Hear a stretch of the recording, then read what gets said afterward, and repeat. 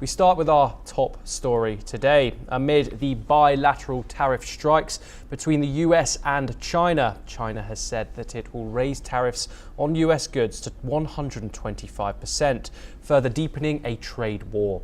Furthermore, China said that US tariffs defy basic economic laws and common sense, and that it would ignore further tariff hikes by the United States. Adding on, China said on Friday that the United States should bear full responsibility for the global economic turbulence. And earlier today, Chinese President Xi Jinping called the US moves unilateral bullying and has urged the EU to push back. His request was responded to by Spanish Prime Minister Pedro Sanchez, saying that tensions over trade should not impede cooperation between the EU and China, and that the world needs the US and China to talk. Let's listen in to his official announcement. Que tanto España como Europa tenemos un importante déficit comercial con China, que hay que trabajar por subsanar y que no debemos dejar que las tensiones comerciales se interpongan al potencial crecimiento de nuestra relación entre China y España y entre China y la Unión Europea. Que las guerras comerciales no son buenas, no gana nadie y que probablemente no, estoy seguro, el mundo necesita que tanto China como Estados Unidos hablen. Xi is also to reportedly begin a regional tour from the 14th to the 18th of April, visiting Vietnam, Malaysia and Cambodia to strengthen ties in key agreements, 40 with Vietnam alone, covering rail and defence. Meanwhile, Cambodia, Vietnam and Malaysia, facing new US tariffs of up to 49%, have approached Washington for relief. Beijing has shifted its focus to multilateral diplomacy. Xi and Premier Li Qiang have engaged the EU, South Africa, Saudi Arabia and Malaysia, seeking support for a fairer global trade system. While Trump's pause cooled tensions with some allies, China is intensifying efforts to counter US pressure through regional unity and strategic deals. We are now joined by Joshua Barnes, anchor and correspondent for NewsX World. Joshua, thank you very much for joining us.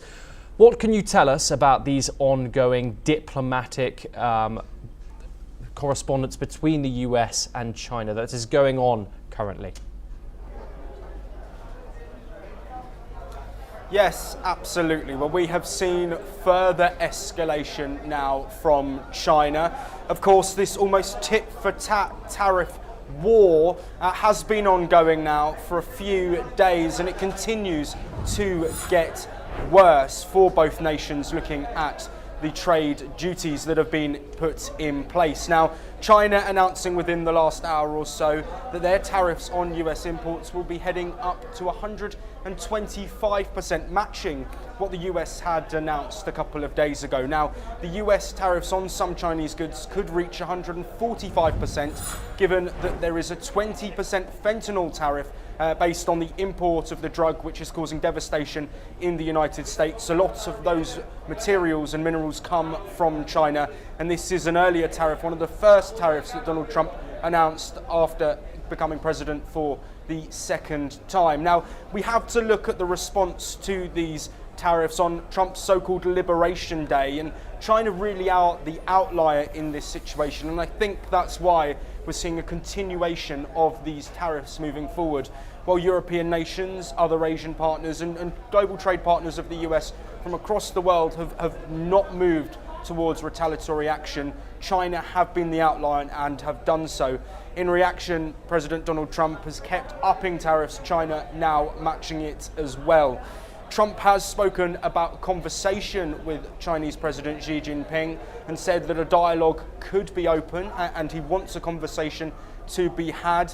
Currently, at the moment, the diplomacy is these tariffs are continuing, but realistically it's hurting both economies. To give you some context, China is one of the largest trading partners with the United States, in the top three, hundreds of billions of dollars worth of trade annually going through between China and the United States. However, in China's situation, imports to the US from China actually only account to around 2% of the GDP. So while there is a massive impact on China, they do export to a lot of other countries. So it's going to be damaging to both. Remains the same. And these tariffs. Joshua, we know that the United States and China are central to this trade war. However, Donald Trump has put his pause on other tariffs, his other global tariffs. But how have other countries responded to this 10% baseline levy, and how is China wanting those countries to reach? Well, yes, as you mentioned in your read, China has called this bullying and has called the European Union to stand with them, necessarily along the United States being another area. It's interesting to see the president looking allies up to the US and or the globe off this tariff. European nations that have been hit with these baseline 10% levies are looking to negotiate with the United States. A member of the European Union is heading to Washington for discussions. We know that Press Secretary Caroline Leavitt, the US Press Secretary that is, has said that up to 70 countries have engaged in conversations around individual trade deals, and this has been the sort of narrative coming from the US administration, that these initial tariffs on Liberation Day, which were much past the 10%, were sort of aiming to get countries to come to the negotiating table. It seems that is happening, but not with China. We'll have to wait and see if those conversations happen in the coming days, if not weeks. Joshua, thank you very much for that insight. You are staying with us.